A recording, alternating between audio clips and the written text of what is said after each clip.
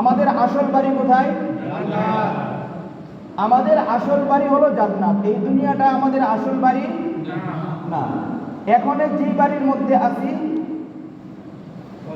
আজ থেকে ৬০-৭০ বছর আগেও আমি এই বাড়িতে ছিলাম না, অন্য কেউ ছিল।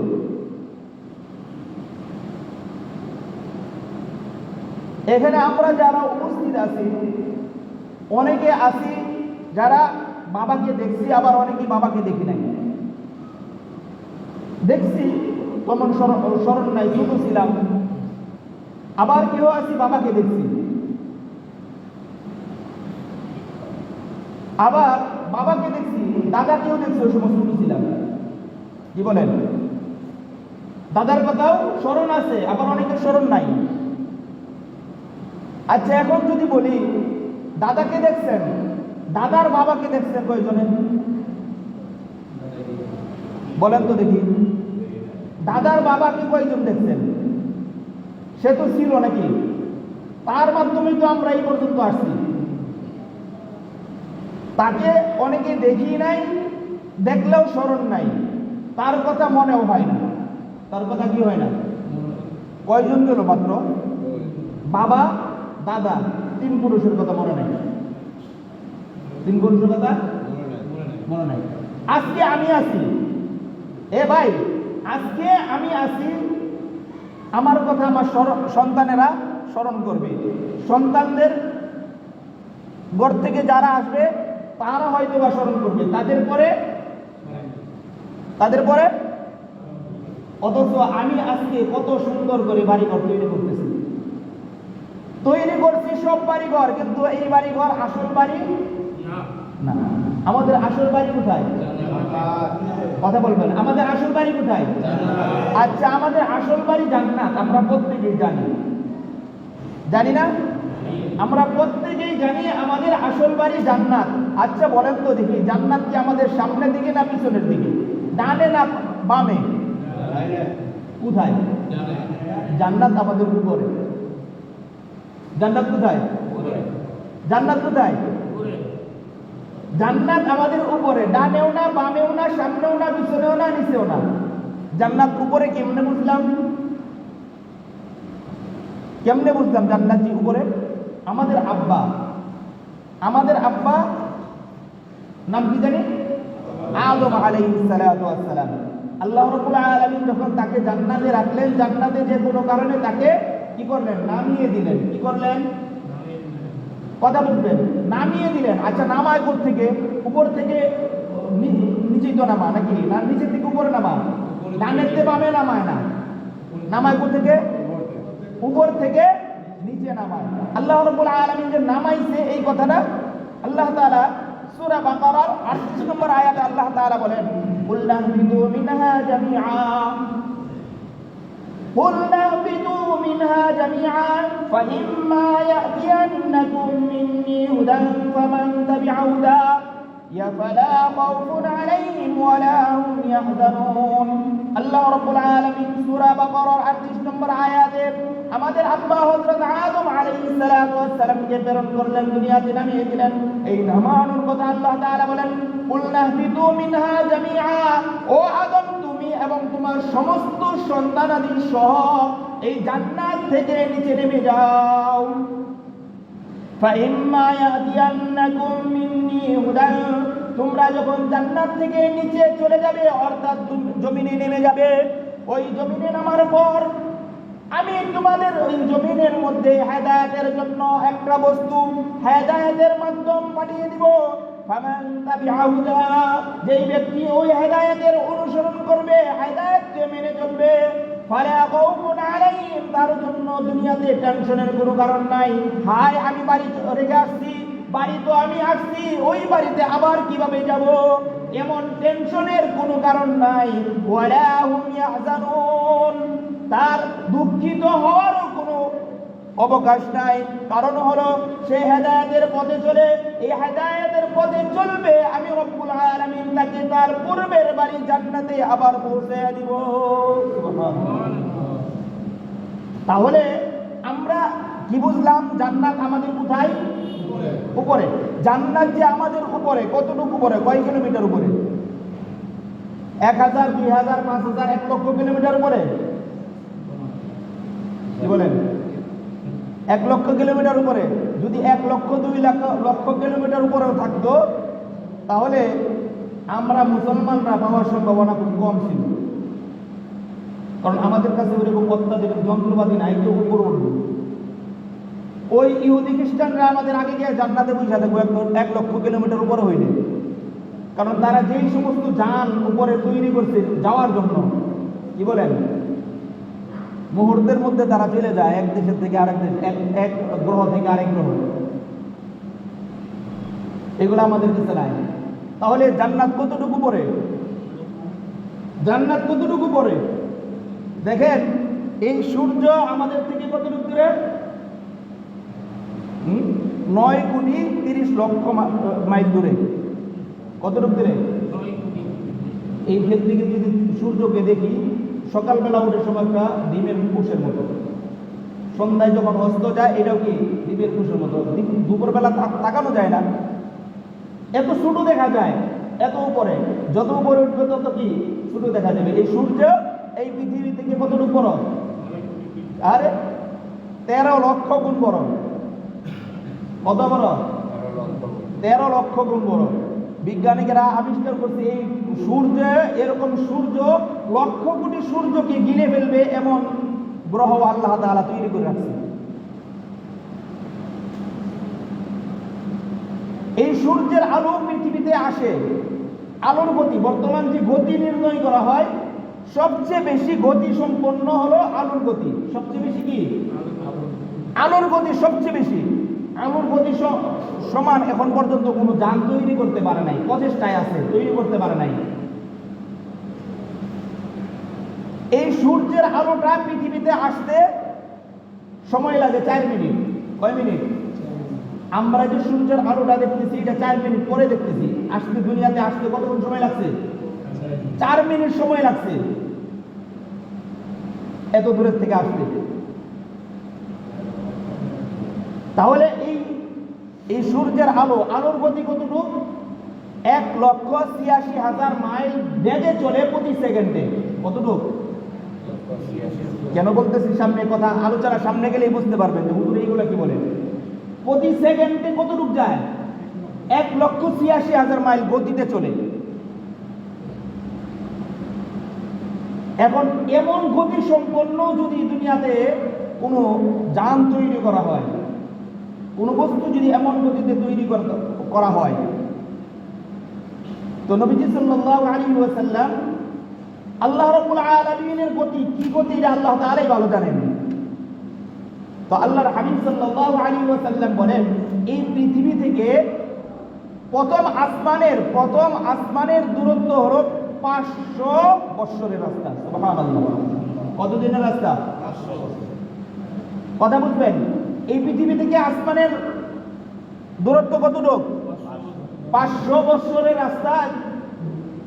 এটা আল্লাহ তাআলার যে গতি আছে ওই গতির মাধ্যমে। তারপরেও যদি ধরি পৃথিবীতে এই সূর্যের গতি হোক বা আলোর গতি হোক, এই আলোর গতি সম্পন্ন কোনো বস্তু যদি তৈরি করা হয়, তারপরেও এই প্রথম আসমানে যাইতে সময় লাগবে কতদিন? কতদিন? 500 বছর। কতদিন? 500 বছর। জান্নাত কি এই প্রথম আসমানের উপরে? না, জান্নাত প্রথম আসমানের উপরে না। আমরা জানি আসমান কয়টা? 7টা আসমান আছে। কয়টা আসমান? 7টা আসমান আছে। প্রত্যেকটা আসমানের এরকম দূরত্ব কি মহাশূন্যতা আছে, কি আছে? এবং প্রত্যেকটা আসমান এরকম যে মোটা, এই প্রথম যে শূন্যতা এই 500 বছরের শূন্যতার সমান মোটা। তাহলে এই 7টা আসমান পর্যন্ত যদি এরকম আলোর গতিতে চলে, তারপরেও কত? 7,000 বছরের রাস্তা। কত? 7,000। তাহলে যে সপ্তম আসমানের উপরে কি জান্নাত? নবীজি সাল্লাল্লাহু আলাইহি ওয়াসাল্লাম বলেন ইনদা সিদরাতুল মুনতাহা ইনদাহা জান্নাতুল মাওয়া। কোরআনে কারীমের মধ্যে আল্লাহর হাবিব সাল্লাল্লাহু আলাইহি ওয়াসাল্লাম ওই যে মেরাজের রাতে গেছিল, যায় দেখে আসছে জান্নাত কোথায়। আল্লাহ তাআলা বলে দিয়েছে জান্নাত সিদরাতুল মুনতাহার কাছে। কোথায়? পৃথিবী থেকে সপ্তম আসমানের উপর পর্যন্ত যে দূরত্ব, ওই সপ্তম আসমান থেকে সিদরাতুল মুনতাহার দূরত্ব এতটুকু। সুবহানাল্লাহ। এখন বলেন ওই পর্যন্ত যাওয়া সম্ভব? কি যাওয়া সম্ভব কারো? কোনো মানুষের পক্ষে সম্ভব না। তাহলে যাব কিভাবে? আমরা যে আসি ওই পর্যন্ত যাইতে পারবো না। যাওয়ার উপায় কি? যাওয়ার মাধ্যম কি? এই যাওয়ার মাধ্যমে আল্লাহ রাব্বুল আলামিন কোরআনে কারীমের সূরা আলে ইমরানের 103 নম্বর আয়াতে আল্লাহ রাব্বুল আলামিন এই যাওয়ার একটা পথ আল্লাহ তাআলা বলে দিয়েছে। কি বলতেছে? আল্লাহ রাব্বুল আলামিন বলেন ওয়া'তাসিমু বিহাবলিল্লাহি জামিআ, ওয়া'তাসিমু বিহাবলিল্লাহি জামিআ। ও বন্ধু, আমরা জান্নাত থেকে এত নিচে, এই নিচে থেকে উপরে উঠবো কিভাবে? কোন কুয়াতে, অন্ধকার কুয়ার মধ্যে যদি কোনো বস্তু পড়ে কিংবা কোনো ব্যক্তি পড়ে, ওই কুয়ার থেকে কিভাবে উঠাইবেন? রশির মাধ্যমে। কিসের মাধ্যমে? কুয়ার থেকে কাউকে উঠাইতেছে, কিভাবে উঠাইবেন? কুয়াটা যদি গভীর যতটুকু হয়, রশির গভীরতা ততটুকু হইতে হবে। তার চেয়ে কম হলে ওই ব্যক্তিকে উঠানো যাবে না। এখন মনে করেন 100 ফিট নিচে কুয়া, একজন লোক পড়ে গেছে, ওই 100 ফিট নিচে পড়ে গেছে। ওইখান থেকে এই লোকটাকে যদি উঠাইতে চান, একটা বাঁশ উপর থেকে নিচে ফেলাইবেন, এই লোকটা উঠবো তো? কথা বলবেন। বাঁশটা যে ফেলাইলেন, লোকে তো নিচে, তো লোকটা নিচে না, বাঁশটা গিয়ে কই করবো? ওই লোকটা নিচেই থাকতেই আর উঠতেইব না। বাঁশটা পড়ে তো নিচেই শেষ। কথা বুঝলেন? বাঁশ যে ফালাইবেন আপনি নিচে, উপর থেকে 100 ফিট নিচে আপনি বাঁশ ফালাইবেন, এই বাঁশের আঘাতে ওই লোকটা নিচে আহত হবে না? মরে যাওয়ার সম্ভাবনা আছে না? আসে বাঁশ ফাটাইলেন না, বড় একটা মই নিচে ফালাই দিলেন। কি ফালাইলেন? মই ফালাইলে উঠে যাব তো? নাকি ওই মইয়ের আঘাতে লোকটা মরবো? তাহলে কি করতে হবে? রশি ফালাইতে হবে। কি ফালাইতে হবে? রশি ফালাইতে হবে। রশি ফালাইলে উপর থেকে কয়েকজনে ধরবে। মোটা একটা রশি নিচে ফালাইলেন, উপর থেকে কয়েকজনে ধরবে। ওই রশিটা যদি ওই লোকটার উপরে যায় পড়ে, লোকটা মরবো? কি বলেন? এই লোকটা মরবে না। তো আল্লাহ রাব্বুল আলামিন এই আসমান থেকে আমাদের জন্য একটা রশি পাঠাইছে। কি পাঠাইছে? আল্লাহ তাআলা কোরআনে কারীমের মধ্যে এই সূরা বাকারার 103 নম্বর আয়াতে মহান রব্বুল আলামিন বলেন ওয়া'তাসিমু বিহাবলিল্লাহি জামিআ। আল্লাহ তাআলা বলেন আমি আসমান থেকে তোমাদের জন্য রশি ফেলেছি। ওয়া'তাসিমু বিহাবলিল্লাহি জামিআ, আমার ওই রশিটাকে তোমরা আঁকড়ে ধরে রাখো, শক্তভাবে আঁকড়ে ধরো। আমার যে রশি আমি নিচে ফেলেছি, তোমাদেরকে টেনে ওঠানোর জন্য উপর থেকে টান দিবে কে? রশি ফালাইছে কে? আল্লাহ রশি ফালাইছে। টান দিয়ে উঠাইবে কে? আল্লাহ। ধরবো কে? আমরা ধরবো। আল্লাহ তাআলা 3টা কাজ করছে এখানে। আল্লাহ কয় কাজ করছে? মজবুত রশি। আল্লাহ নরম রশি ফালাইলে ছিঁড়ে যাওয়ার সম্ভাবনা ছিল না। আল্লাহ তাআলা মজবুত রশি আল্লাহ তাআলা ফেলেছে, এবং আমরা ধরবো, আল্লাহ তাআলা আবার টান দিয়ে উঠাবে। আমরা কাজ শুধু একটা। আমরা কাজ কয়টা? একটা কাজ, মজবুত করে শক্ত করে ধরবো। শক্ত করে ধরবো কয় হাতে? কয় আঙ্গুলে ধরতে হবে? হাতের 5 আঙ্গুল দিয়াই কি করতে হবে? শক্তভাবে ধরতে হবে। যদি 4 আঙ্গুল দিয়া ধরি, 4 আঙ্গুল দিয়ে শক্তভাবে ধরা যাবে? কথা বুঝবেন? 4 আঙ্গুল দিয়ে শক্তভাবে ধরা যাবে? হ্যাঁ? কয় আঙ্গুল দিয়ে ধরতে হবে? 5 আঙ্গুল দিয়ে যদি ওই রশিটা ভালোভাবে ধরি, তাহলেই উপরে ওঠা সম্ভব। 4 আঙ্গুলে ওঠা সম্ভব না। এই কথা আসতেছি পরে। তো আল্লাহ রাব্বুল আলামিন রশি ফালাইছেন আল্লাহ, মজবুত রশির ব্যবস্থা করছে আল্লাহ, টান দাও উঠাইবে আল্লাহ। আমাদের কাজ কি? আমাদের কাজ হলো ওই রশিটাকে আঁকড়ে ধরা। এখন রশিটা কোনটা? কথা বুঝে না? রশি কোনটা? আল্লাহ যে রশি ফালাইছে, রশি খুঁজবো কোথায়? কোন দোকানে আছে আল্লাহ তাআলার ওই রশি? আল্লাহ তাআলা যে রশি ফালাইছে ওই রশিটা কোথায় আছে? কোন দোকানে পাওয়া যাবে? আল্লাহ তাআলা এইটাও বলে দিয়েছে। আল্লাহ রাব্বুল আলামিন রশি ফালাইছে, ওই রশির মধ্যে আমরা ধরবো, ওই রশির ধরে তারপর আমরা উপরে উঠবো। ওই রশিটা কোনটা? আল্লাহ রাব্বুল আলামিন বলেন ওয়া'তাসিমু বিহাবলিল্লাহি জামিআ। আল্লাহ রাব্বুল আলামিন যে রশি তোমাদের জন্য প্রেরণ করেছে ওই রশিটাকে তোমরা আঁকড়ে ধরো, শক্তভাবে আঁকড়ে ধরো। নবী আরবি সাল্লাল্লাহু আলাইহি ওয়াসাল্লাম বলেন কিতাবুল্লাহ হুয়া হাবলুল্লাহিল মামদুদি মিনাস সামাই ইলাল আরদ। আল্লাহর হাবিব সাল্লাল্লাহু আলাইহি ওয়াসাল্লাম বলেন আল্লাহ তাআলা যে রশিটার কথা উল্লেখ করেছে, ও আমার উম্মতেরা তোমরা কি ওই রশির কথাটা জানো কিনা? আল্লাহ রাব্বুল আলামিনের ওই রশিটা হলো কিতাবুল্লাহ। আল্লাহ রাব্বুল আলামিনের কিতাব হুয়া হাবলুল্লাহ। এই আল্লাহ তাআলার কিতাবটাই হলো আল্লাহ রাব্বুল আলামিনের রশি। মিনাস সামাই ইলাল আরদ। আল্লাহ রাব্বুল আলামিন ওই আরশে আজিম থেকে মহান রব্বুল আলামিন এই রশিটাকে জমিনে ফেলেছে। এই জমিনে ফেলার পর এই রশিটাকে ধরেই তোমরা উপরে উঠতে হবে। এই রশিটা ধরবে তোমরা কয় হাতে, কয় আঙ্গুল দিয়ে? বলতেছে এই রশিটা তোমাদের ধরতে হবে 5 আঙ্গুল দিয়ে। 4 আঙ্গুল দিয়ে ধরলে হবে না। কি হবে না? 4 আঙ্গুল দিয়ে ধরলে হবে না, অর্ধেক দিয়ে পড়ে যাওয়ার সম্ভাবনা আছে। 2 আঙ্গুল দিয়ে ধরলে পড়ে যাওয়ার সম্ভাবনা। 5 আঙ্গুল দিয়ে যদি মজবুত করে ধরা হয় তাহলেই উপরে ওঠা সম্ভব, এছাড়া উপরে ওঠা সম্ভব না। তাহলে আল্লাহ রাব্বুল আলামিন এই রশির কথাটা কেন বলেছে? আল্লাহ রাব্বুল আলামিন বলেছে আমি রশি প্রেরণ করব তোমাদের জন্য, বাঁশ ফলাবো না, মই ফলাবো না। রশি দিয়ে আল্লাহ রাব্বুল আলামিন কি বোঝাইতে চাইছে? আমার এই কুরআন এমন একটা গ্রন্থ সর্বযুগের সর্বশ্রেণীর প্রত্যেকটা ব্যক্তির জন্য উপকারী, কার জন্য ক্ষতিকর বস্তু আমি ফেলে নাই। কি করি নাই? কোন ক্ষতিকর বস্তু আমি ফেলি নাই। যদি রড ফেলাইতাম কিংবা বাঁশ ফেলাইতাম কিংবা মই ফেলাইতাম কারোর জন্য ক্ষতিকর হইতো কি হইতো না?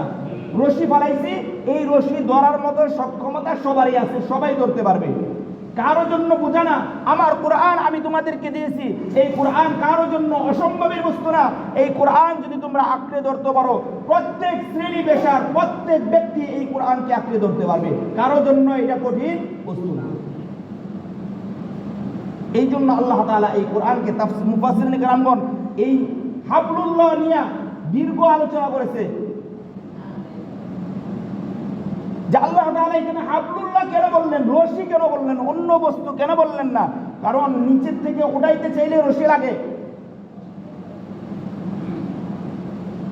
আর নিচে কোনো বস্তু ফালাইলে ওই নিচের ব্যক্তিটা যাতে নিরাপদ থাকে,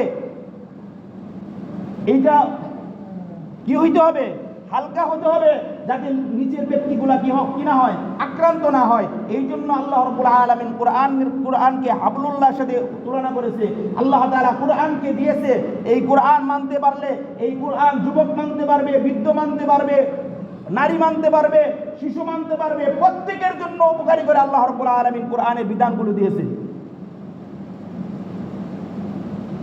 তারপরে মুফাসসিরিন কেরামগণ বলেন রশি ধরতে চাইলে, রশি ধরে উপরে উঠতে চাইলে হাতে ভালোভাবে ধরতে হয়, 5 আঙ্গুল দিয়ে ধরতে হয়। এখানে কোনো একটা আঙ্গুল দুর্বল হলে মাঝপথে গিয়ে পড়ে যাওয়ার সম্ভাবনা আছে। আল্লাহ তাআলা হাবলুল্লাহ দিয়ে এই কথা বুঝাইছে, ও বান্দাগণ তোমরা এই রশিটাকে 5 আঙ্গুল দিয়ে ধরবে। অর্থাৎ আমি আর যে বিধান রয়েছে 5টা মৌলিক তোমার বিধান, ওই 5টা মৌলিক বিধানকে তোমার পরিপূর্ণভাবে পালন করতে হবে। কয়টা মৌলিক বিধান? কি কি? 1 নম্বরে ঈমান। 1 নম্বরে কি? ঈমানটাকে বৃদ্ধাঙ্গুলের সাথে তুলনা করেছে। কোথায়? বৃদ্ধাঙ্গুল দেখবেন আগাগোড়া সমান মোটা থাকে, এই বৃদ্ধাঙ্গুল দিয়েই বাকি অন্যান্য আঙ্গুলের শক্তি বৃদ্ধি হয়। কি হয়? অন্য আঙ্গুলের শক্তি বৃদ্ধি হয় বৃদ্ধাঙ্গুল দিয়ে, না হয় আপনি 4 আঙ্গুল দিয়ে যে শক্তি পাইবেন এই শক্তি দিয়ে আপনি তেমন শক্তি করতে পারবেন না। কিন্তু পাশাপাশি যদি আপনার বৃদ্ধাঙ্গুলটা উপরে লাগান, কি কর, শক্তিটা কি আগের চেয়ে বহুগুণ বাইরে গেছে না? তো এই বৃদ্ধাঙ্গুল বৃদ্ধাঙ্গুল অর্থাৎ 5 আঙ্গুলের মধ্যে বৃদ্ধাঙ্গুল অর্থাৎ ঈমান, যেই ব্যক্তিটার ঈমান মজবুত থাকবে, ঈমান যার মজবুত থাকবে তার জন্য জান্নাতে যাওয়া সহজ। আর কোন ব্যক্তির যদি এই বৃদ্ধাঙ্গুল অর্থাৎ ঈমান 5 আঙ্গুলের একটা আঙ্গুল ঈমানটাকে দুর্বল হয়, ঈমান দুর্বল হলে জান্নাতে যাওয়া কঠিন। তাহলে প্রথমত আমাদের ঈমানটাকে ঠিক করতে হবে। এইটার বিস্তারিত আলোচনা এখন করা সম্ভব না। 2 নম্বর হলো কি? নামাজ। 2 নম্বর কি? নামাজ। 3 নম্বর রোজা। 4 নম্বর হজ। 5 নম্বর যাকাত। এই ইসলামের মৌলিক 5টা বিধানকে যদি আমরা আঁকড়ে ধরতে পারি তাহলে কি হবে?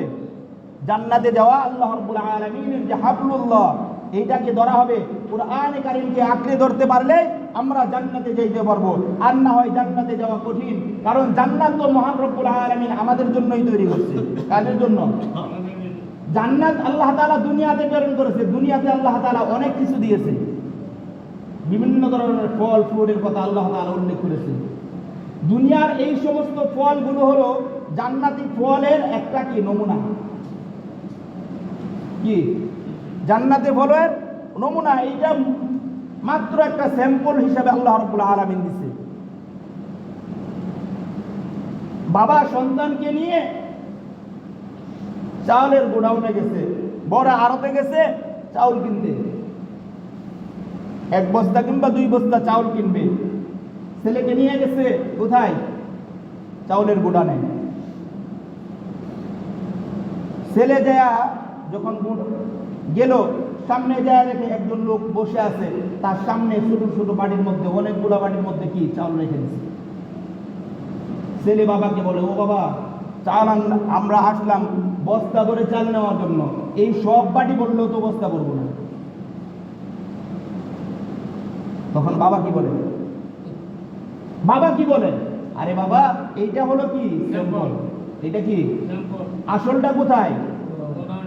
আসল গোডাউনে। এটা স্যাম্পল হিসাবে রাখছে, এখান থেকে দিবে। এইটা তোমার নেওয়ার জিনিসটা, এইটা তুমি নিবে না, তোমাকে তো দিবে ওইখান থেকে। এই দুনিয়াতে আসছেও আমরা এরকম। দুনিয়ার এই সমস্ত জিনিসগুলা কি স্যাম্পল। কি? বিভিন্ন রকমের ফল খায়। কি খায়? ফল। তো নবীজি সাল্লাল্লাহু আলাইহি ওয়াসাল্লাম বলেন, জান্নাতে তোমাকে একটা বড়ই দিবে। কে? একটা বড়ই দিবে, যেই বড়ইটা 7 মণ ওজনের। কতটা ওজনের? আল্লাহু আকবার। চিন্তা করছেন একবার? আবু জাহেল তো এই জন্যই বলতো যে মুহাম্মদ যে জান্নাতের কথা বলে, মুহাম্মদের উম্মতেরা এই বড়ইয়ের নিচে পড়ে মরবো। জান্নাতে যদি যা কিশোর চলে বড় মরবো। চিৎকারে পড়ে কি বলতো? এটা আবু জাহেল বলতো। জান্নাতে যদি একটা বড়ই কি হয়? 7 মণ লাগবে, 7 মণ বড় হয়, ওজন হয়, তাহলে এটা কেমন বড় হবে? মুখ দিয়ে ঢুকবে? কি বলেন? আরে ভাই, ঢুকবে। আমাদের আব্বা নবীজি সাল্লাল্লাহু আলাইহি ওয়াসাল্লাম বলেছেন, আমাদের আব্বা কতটুকু বড় ছিল? 60 গজ লম্বা ছিল আমাদের আব্বা। কতটুকু? জান্নাতে একজন জান্নাতি হবে আদম আলাইহিস সালাতু ওয়াস সালামের মতো বড়। উচ্চতায় কার মতো? কে? হযরত আদম আলাইহিস সালাতু ওয়াস সালামের মতো বড় হবে, অর্থাৎ 120 হাত। কত? 120 হাত লম্বা হবে। সুন্দর হবে কার মতো? হযরত ইউসুফ আলাইহিস সালাতু ওয়াস সালামের মতো। সুবহানাল্লাহ বলেন। সুবহানাল্লাহ। চেহারাটা হযরত ইউসুফ আলাইহিস সালাতু ওয়াস সালামের হবে। কণ্ঠ হবে, যে এখন বাংলা গলায় কথা বলি, কথা শোনা যায় না, কণ্ঠটা হবে হযরত দাউদ আলাইহিস সালাতু ওয়াস সালামের মতো। সুবহানাল্লাহ। এখন বলেন, 120 হাত লম্বা একজন ব্যক্তির জন্য এই 7 মণ যে কি দিছে? বড়ই দিছে। তার কাছে একটা আপেলের মতো মনে হবে। কিসের মতো? মানুষটা যেমন তার ওই আকার আকৃতি অনুযায়ী তো কি দিছে? ফল দিছে। দুনিয়াতে আমরা মধু খাই কি খাই না? বালতি বইরা না গ্লাস বইরা খাই। আরে ভাই, হাতের তালু নিয়ে অল্প অল্প অল্প অল্প করে নিয়ে খাই, মন চায় তো প্রতিদিন ক্লাস করে করে খাইতাম। কি বলেন? তো নবীজি সাল্লাল্লাহু আলাইহি ওয়াসাল্লাম বলেন যে আল্লাহ তাআলা জানে মানুষের কি কি প্রয়োজন, কি কি তাদের প্রিয়, কি কি তারা চায়, তারা জানে। আল্লাহ তাআলা স্যাম্পল হিসেবে এই মধু দিছে। জান্নাতে যাবে, মধুর নহর, মধুর নদী তোমার সাথে সাথে ঘুরবে। সুবহানাল্লাহ। যখন নদী ঘুরবে তোমার সাথে, জান্নাতি নদী মধুর, ওই সময় তোমার হাতের আঙ্গুলে নিয়ে খাইতে হবে না, পিয়ালা ভরে ভরে বা পিয়ালা ভরে ভরে খাবে। দুনিয়াতে আসে অনেক লোক এমন আছে যে সপ্তাহে মাসে একদিন দুধ খাইতে পারে না। দুধ প্রিয়, পছন্দ, কিন্তু কষ্ট হয়ে যায়। অনেকে খা, কিন্তু যারা খা তারাও কিভাবে? গ্লাস দিয়া। তো নবী সাল্লাল্লাহু আলাইহি ওয়াসাল্লাম বলেন, উম্মত, আল্লাহ তাআলা জানে তোমার কাছে দুধ প্রিয়, তুমি দুধকে পছন্দ করো, ভালো লাগে। জান্নাতে তোমার জন্য দুধের নহর দেওয়া হবে। সুবহানাল্লাহ। কি খাইবে তুমি? আল্লাহ তাআলা জানে দুনিয়াতে মানুষ, বান্দা কি নারীর পাগল। কিসের পাগল? স্ত্রীর পাগল। তো নবী সাল্লাল্লাহু আলাইহি ওয়াসাল্লাম বলেন, ও আমার উম্মতেরা, জান্নাতে আল্লাহ রাব্বুল আলামিন যাকে সর্বনিম্ন বউ দিবে তাকেও 70 টাকা। কয়টা? সবচেয়ে কম যারে দিবে কয়টা? আর এই জান্নাতের হুর আর দুনিয়ার হুর বেষ্টম আছে না? আল্লাহু আকবার। এখন আবার মা বোনেরা যদি আবার কয় হুজুরে কি শুরু করলো। তো আল্লাহ রাব্বুল আলামিন জান্নাতে যে হুর দিবে, তো নবী সাল্লাল্লাহু আলাইহি ওয়াসাল্লাম বলেন, ওই জান্নাতি হুরেরা যদি দুনিয়ার দিকে তাকায়া, কোথায়? এদিকে খেয়াল করবেন, জান্নাতি হুরেরা যদি দুনিয়ার দিকে তাকায়া একবার মুস্কি হাসতো, তাদের দাঁতের ঝলকে দুনিয়ার সূর্যের আলো নিভে যেত। সুবহানাল্লাহ। নবী সাল্লাল্লাহু আলাইহি ওয়াসাল্লাম বলেন, জান্নাতে যে হুর, ওই হুর যদি তোমাদের আটলান্টিক সাগর, বঙ্গোপসাগর সহ সমস্ত সাগরের মধ্যে একটা থুতু ফালে, কয়টা থুতু? একটা থুতু ফালতো, তাহলে সমস্ত সাগর মহাসাগরের পানিগুলো মধুতে পরিণত হইত। সুবহানাল্লাহ।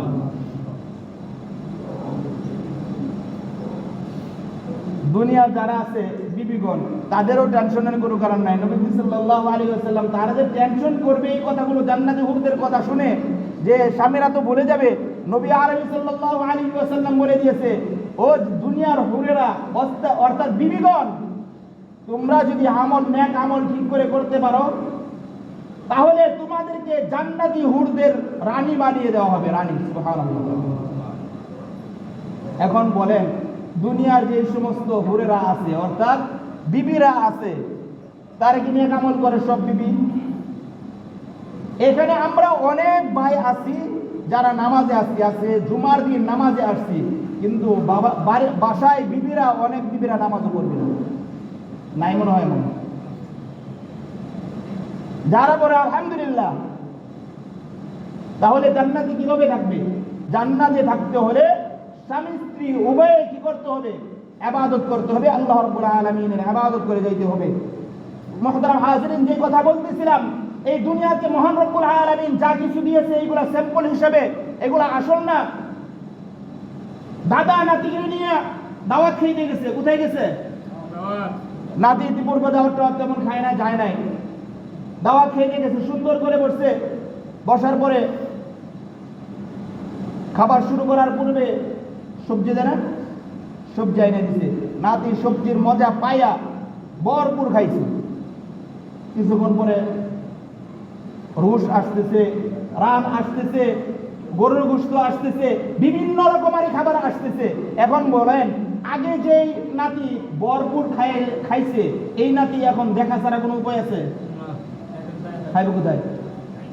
সে তো আগেই টাঙ্কি পড়ে লাইছে, এখন শুধু তাকায় তাকায় দেখবে, হাই কি করলাম, আগে যদি ওইগুলা কম করে খাইতাম আমার জান্নাতের মধ্যে থাকতো। এই দুনিয়াটা এমন, আমরা দুনিয়াতে দেখে দুনিয়ার দিকে এভাবে পড়ে আসি, আখেরাতের কথা ভুলে গেছি, দুনিয়া দিয়েই ভিতরটা পড়তেছি, আখেরাত শুধু পরে তাকায় থাকার কোনো উপায় নেই। মুহতারাম হাজিরিন, যে আলোচনা করতেছিলাম, আল্লাহ রাব্বুল আলামিন আমাদেরকে জান্নাতে উঠিয়ে নেওয়ার জন্য কি প্রেরণ করেছে? রশি প্রেরণ করেছে। ওই জান্নাতে যাওয়ার রশিটা কোনটা? আল কোরআন। কোনটা? আল কোরআন। নবী আরবি সাল্লাল্লাহু আলাইহি ওয়াসাল্লাম বলেন, আল্লাহ রাব্বুল আলামিন যে রশিটা প্রেরণ করেছে এটা হলো কোরআন। কোন ব্যক্তি এই কোরআনকে মেনে চলবে, কোরআনের হালালকে হালাল, হারামকে হারাম মেনে চলবে, তাহলে ওই ব্যক্তিটা আল্লাহ রাব্বুল আলামিন এই কোরআনের মাধ্যমে আল্লাহ রাব্বুল আলামিন ওই ব্যক্তিকে জান্নাতে পৌঁছে দিবে। সুতরাং আজকে যে আলোচনার যে বিষয়, মূল বিষয়টাই হলো এইটা যে আল্লাহ রাব্বুল আলামিনের এই কোরআনকে কি করতে হবে? শক্তভাবে আঁকড়ে ধরতে হবে। হালকাভাবে ধরলে চলবে না, হালকাভাবে ধরলে চলবে না। হালকাভাবে ধরলে মাঝপথে পড়ে যাওয়ার সম্ভাবনা আছে।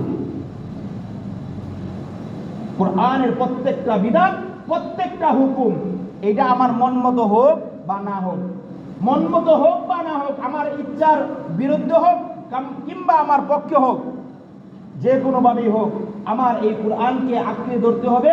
আমার আসল ঠিকানা কোথায়? জান্নাতে যাইতে হলে। আর যদি আমি আমার পক্ষে না, এইটা আমার তো মন মতো হয় না, এইটা আমার ইচ্ছার বাইরে চলে গেছে, এই বিধানটা আমি এটা মানতে পারলাম না, যদি এমন হয় তাহলে পরিপূর্ণভাবে কোরআনকে আঁকড়ে ধরা হলো না। আর কোরআনকে পরিপূর্ণভাবে আঁকড়ে ধরতে না পারলে ঠিকানা কোথায় হবে? ঠিকানা কোথায় হবে? জাহান্নামে। এই জন্য আমরা প্রত্যেকে কোরআনের প্রত্যেকটা হুকুম আহকাম, প্রত্যেকটা বিধিবিধান, আল্লাহ রাব্বুল আলামিন আমাদের সকলকে কোরআনের হুকুম আহকাম এবং বিধিবিধানগুলো